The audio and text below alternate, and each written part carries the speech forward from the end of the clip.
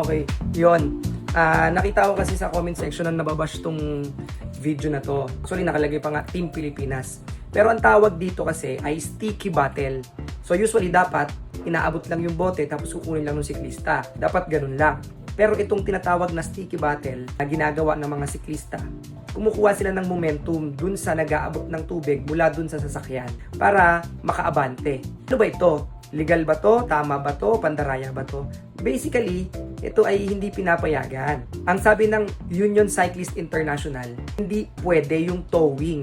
Hindi pwede yung pagkuha ng momentum galing dun sa sasakyan o kung sino man yung nagbibigay ng tubig. Ang dapat daw, sabi ng UCI, pag magbibigay ng tubig, i-hand off lang yung tubig na ibibigay sa siklista. Bakit sa kabila ng bawal, ginagawa pa rin ng karamihang mga siklista ito? Ito yung parang gray area ng competition o yung unwritten rule. Kapag nakikita ito ng mga race judges at nakita naman nila na hindi naman tumatagal o tumatagal lang ng 1 hanggang 2 segundo, pikit mata na lang sila at hinahayaan na lang ito. Lalo na pagka yung siklista ay naflatan o kaya nasiraan at kailangan lang talagang makahabol, napabayaan na nila yon. At saka isa pa, ang mga siklista na kumukuha ng tubig, kadalasan umaalis sila sa platoon o yung tinatawag nila na peloton. So bumabagal talaga sila para makakuha ng tubig.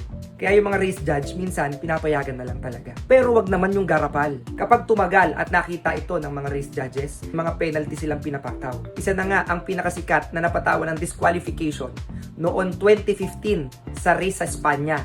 Ito ay si Vicencio Nibali, na disqualified siya dahil masyadong matagal yung ginagawa niyang towing. So sa madaling salita, ito ay sticky battle. Hindi ito pwede pero pinapayagan. Unwritten rule.